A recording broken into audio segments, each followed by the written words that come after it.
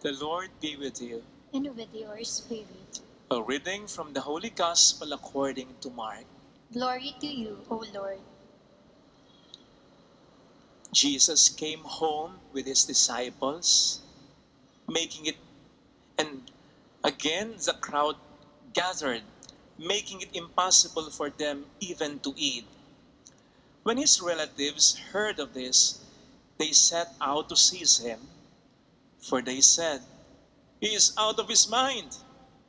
The scribes who had come from Jerusalem said, "He is possessed by Beelzebul, and by the prince of demons he drives out demons."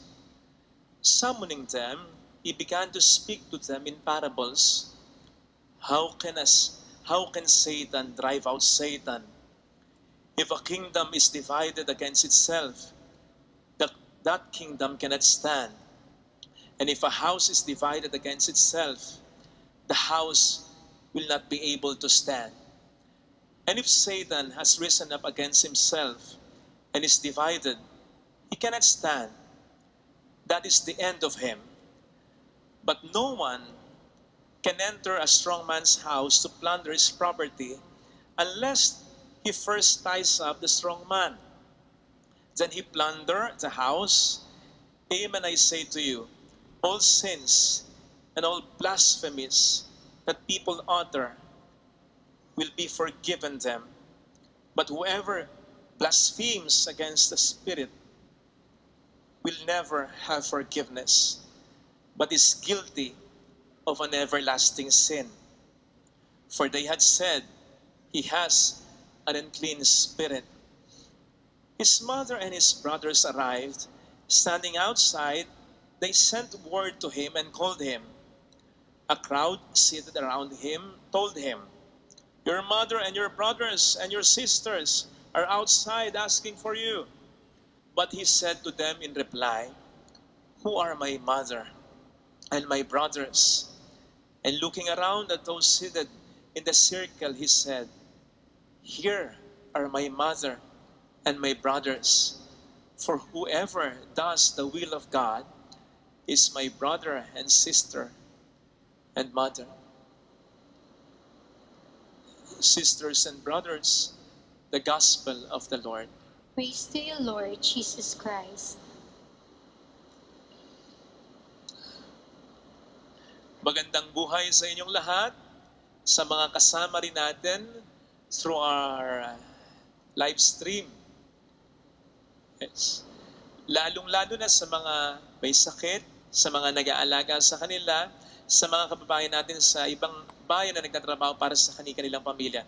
Ito pong pulang laso na ito na laging suot ko kapag nagmamas ay pagpupugay sa inyo. Welcome sa Our Lady of Lasal at Quasay Parish, kung saan ayos lang na umiyak dahil sasamahan ka ng mahal na ina sa pag-iyak at sa pagdarasal upang maging maayos ang lahat. Amen!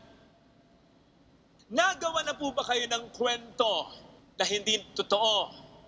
Naparatangan na po ba kayo? Ano po ang naging reaksyon ninyo? Pinatulan nyo ba ito? O nagtengang kawali na lang kayo? Inihinto nyo ba yung mabuting ginagawa nyo dahil dito? O mas pinagbuti pa nyo ito para asartalo yung tao? Narinig po natin sa ating binasang Ebanghelyo na maging ang ating Panginoong Jesucristo ay naka-experience nito. Pinaratangan siya. He is out of his mind. Ginawan siya ng kwento. He drives out demons by the prince of demons. Akalain nyo, si Kristo, walang masamang tinapay, napakabanal na, napakabuti na, naging biktima pa nito. Paano na lang tayo? Personally, hindi ko na mabilang yung mga naging paratang sa akin at yung mga kwentong ginawa tungkol sa akin. Nandiyan may nagsabing, wala raw akong utang na loob sa mga matatandang pare. May mga nagsabing, mali raw ang style ko sa pag-sermon. May mga nagsabing, pasaway daw ako sapagkat nagpapakanta ako ng mga secular songs tulad ng Habang May Buhay during communion. May mga nagsasabing bastos daw ako, dapat nga daw ako parusahan dahil kumanta ako ng Baby Kalma sa isa sa aking humilya. May mga nagsasabing, mayabang ako, pasikat lang ako. Hindi pa kasama dyan yung napakaraming mga sabi-sabi, chismes, na kung lahat ay aking pinatulan, ay malamang sa wala na ako ngayon sa iyong harapan. Yes! Malamang sa na-depress na ako, nasira na ulo ko, malamang sa nag-quit na ako, hindi na ako pari ngayon. Malamang sa wala na akong gana sa ginagawa ko. Pero nandito ako, pari pa rin ako, nasa harapan niyo pa rin ako, pinagbubuti ko pa rin lahat ng ginagawa ko bilang pare. Dahil sa awa at tulong ng Diyos, ang lahat ng ito ay pinaglabanan ko. But don't get it wrong. Nasaktan din ako. Umiyak din ako. Galit din ako. Nainis din ako. Inisip ko rin gumante. Hamak na mas marami ang followers ko. Naisip kong magdemanda. Kumuntik na akong kumausap ng abogado. Pero sa awa at tulong ng Diyos, napaglabanan ko. At paano ko pinaglabanan? I just let it go. Mga chismis, I just let them be. Mga chismosa, sapagkat ang laging iniisip ko, lalong-lalo na kapag nagdarasal ako, chismis, hindi naman totoo. Mga chismosa, mga lalaki at babae ha, kung saan kayo masaya. Kasi, wala naman ding mangyayari. Patulang ko, sino masasaktan? Ang simbahan. O hindi ba yan ang sinasabi ng ating Panginoon sa ating Ebanghelyong napakinggan? Kapag nag-away-away ang mga dapat ay magkakakampi, walang masisira kundi ang kaharian. At wala naman din nga pong mangyayari sapagkat mula una hanggang huli, nandyan yan. Mga taong gagawa at gagawa ng kwento tungkol sa atin. Pasensya na ha, no offense. Pero may expression kasi kung naririnig dati, padami ng padami ang mga bakla. I don't think so. Mga chismosa man na pa. Eh baka nga sa isang lugar, pwedeng walang bakla. Halimbawa dito, pwedeng walang bakla. Pero chismosa, alagay mo wala. Sabi nga, sa isang porsyon ng bubble gang, ang bansa daw natin ay napapailalim sa matinding sindikato ngayon. Sindikatong may hawak ng buong Metro Manila, asama na ang mga probinsya. Pero hindi ito sindikato ng pogo, sindikato ng mga sugal.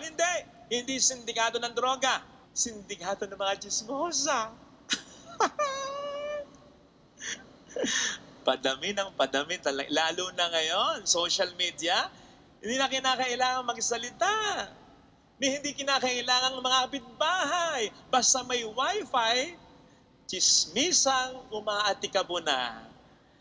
May GC pa. Padami ng padami, di ba? Yan ay sa kabila ng meron ng mga batas na nagsasabing pwede mong kasuhan at parusahan ng mga chismosa.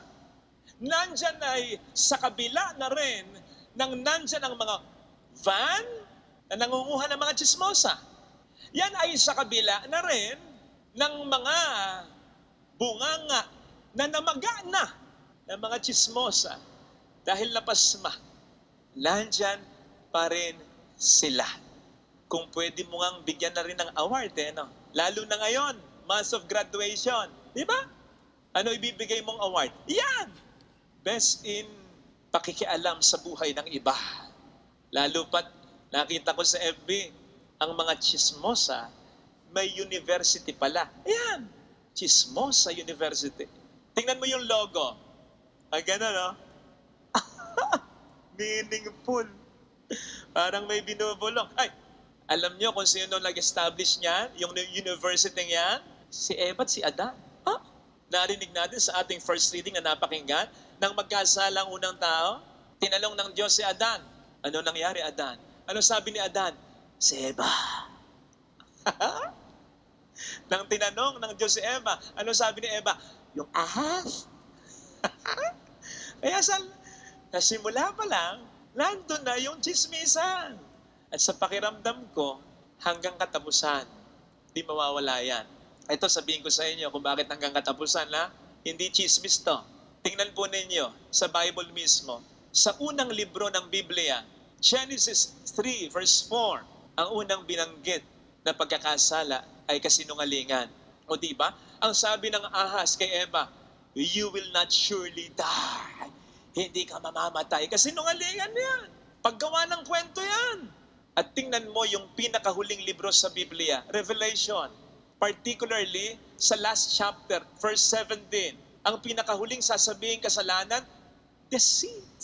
Kasinungalingan. Mula una hanggang huli ng Biblia, lahat siya ng kasinungalingan. Kaya sa pakiwari ko, ganun din ang chismisan. Mula una hanggang huli na. Kaya masanay ka na sa sinungaling. Sa taong hindi alam ang buong istorya, pero alam ang ending. Masanay na. Pero masanay, hindi dahil kukonsintihin. Masanay as in, huwag mo nang masyadong problemahin. Basta, eto nasa tama ka, at ang tinig ng Diyos ang pinapakinggan mo talaga, okay ka. Tingnan po ninyo sa ating first reading, yung unang basic questions, yung mga sumunod, follow-up questions na lang. Yung unang 2 basic questions. Ano ang naging tanong ng Diyos kay Eva at kay Adan matapos magkasala? Where are you? Nasaan kayo? Hindi ito pagtatanong ng lokasyon. Alam ng Diyos kung nasa saan si Adan. Ang parang tinatanong dito ng Diyos kay Adan, where are you? Nasa tama ka pa ba? Kasi nga wala na, nagkasala na. At yung pangalawang tanong, ano ang tanong ng Diyos kay Adan, kay Eva? Who told you that you were naked? Sinong nagsabi sa inyo? Nahubad kayo? In other words, sinong pinakinggan yung iba? Di ba dapat ako lang ang pinakikinggan nyo? Sa pagkatandaan po natin ito, basta, dalawang bagay, tayo ay nasa tama at ang tinig lamang ng Diyos ang pinakikinggan natin talaga, okay tayo. Kakayanin natin anuman ang kasinungalingan at kwentong iimbento tungkol sa atin ng mga tao. Basta tayo'y nasa tama at ang tinig ng Diyos ang siyang pinakikinggan natin. So yun muna ang unang siguraduhin natin, Nasa tama ba tayo? Baka naman, kanina ka pa dyan, gigil na gigil sa chismosa. Kanina ka pa dyan natatawa sa pinatatamaan nating mga magang bunganga. Kanina ka pa natatawa, kanina ka pa gigil sa chismosa, baka naman ang buhay mo ay wala naman sa tama talaga. Baka naman talagang kirita ka o may number 2 ka. Baka naman talagang nagpapa 5-6 ka. Baka naman talagang pasaway ka, nagdodroga ka. Baka naman talagang may mga niloko ka. May sabi kang magbabayad pero hindi na. Baka naman talagang buwisit ka kahit simba ka ng simba. Ay nakakonfirm ang chismis. Totoo naman pala. Of course, hindi lahat ng totoo dapat ikwento. Pero baka naman kaya napipilitang ikwento. Kasi ayaw mong harapin ang totoo. Dinideny mo. Baka naman may nakikita silang totoo talaga na hindi mo nakikita. Or, kinatitigasan mo na lang talaga. Again, hindi naman porking ganito, dapat i-chismis na tayo. Ang sinasabi ko, i-check din natin kung talagang nasa tama tayo. Mas madali kasing labanan ng chismis kapag nasa tama tayo at kapag ang chismis ay hindi totoo. Mas madaling mag-let go. Mas madaling to just let them be. Hanggang ang chismis ay mawala na at hanggang ang chismosa ay mapagod na. Basta nasa tama ka. Madali yan, di ba? Parang paglaban lang sa uwak ng isang agila. Alam niyo po ba, lang ginagawa ng uwak, sasampayan sa likod ng agila, tutuka-tukain. Ang likod ng agila, bubusit-busitin. Pero ang agila, hindi niya biglang haharapin ang uwak para tuka-tukain din. Hindi. I-spread out lang niya ang wings niya at mas lilipad pa siya. Pagkataas-taas ang pagkalipad ng agila. Sapagkat habang tumataas at tumataas pa lang ang lipad ng agila, saka naman mas nagiging mahirap at mahirap sa uwak ang huminga. Hanggang sa ito ay malaglag na. Ganon ang paglaban sa chismosa. Huwag nating aksayahin ang panahon natin at enerhiya. Sabi ko nga, ipagtanggol mo yung sarili mo. Once, the most, twice, Okay na yun. Huwag mo nang ulit-ulitin. Huwag kang bababa sa level niya. Huwag mo siyang aawayin. Instead, i-focus mo yung energy mo at yung resources mo, yung panahon mo, sa paggawa pa rin ng mabuting ginagawa mo. Mas pagbutihan mo. Ang mga tao gagawa ng chismis dahil naiinggit sa'yo. Kung ano yung kinaiinggitan nila, mas pagbutihin mo. Tsaka ako tumahimik. Huwag mong pansinin yung mga tao ito. Confuse them with your silence and then shock them with your success. Lituhin mo sila ng iyong katahimikan. Sorpresahin mo na lang sila ng tagumpay na iyong mararanasan. Ganun lang. Pero syempre, mahirap pa rin. Kahit nasa tama ka, kahit hindi totoo yung kwento, sakit pa rin. Lalong-lalo na kapag galing sa mga taong hindi natin inaasahan sa kanila pa manggagaling. Yun yung masakit na naranasan ng Panginoon sa gospel reading. Sapagkat yung nagsabing nababaliw siya, kapamilya niya. Kaya nga niya dinugtong yung hindi pwedeng maglaban-laban ng mga magkakampi. Na para bang sinasabi niya, kayo kakampi ko eh. Ba't sinisiraan niya ka? Yun yung sinasabi dito ng Panginoon. Kasi kapag nanggagaling sa taong sana ay kakampi mo, hindi madaling mag-let go. Hindi madaling mag-just let them be. Kasi kapag nanggagaling ang chismis, ang paninira, ang mga masasakit na salita sa mga taong dapat ay kakampi mo, kahit hindi totoo yung kwento, parang nagiging totoo. Kasi sila'y kakampi mo eh. Siguro na-OA-han kayo kanina nang sabihin kong, muntik na akong ma-depress, muntik na akong umalis sa ministeryo, muntik na akong mawala ng gana sa mga ginagawa ko. Siguro ang sabi nyo kanina, OA ko. Ay hindi. Sapagkat yung nagsabing, wala akong utang na loob sa mga matatandang pare. Yung nagsabi na bastos ako. Yung mga nagsabi na mali ang pagsisermo ko. Yung mga nagsabi na mayabang ako at pasikat ako.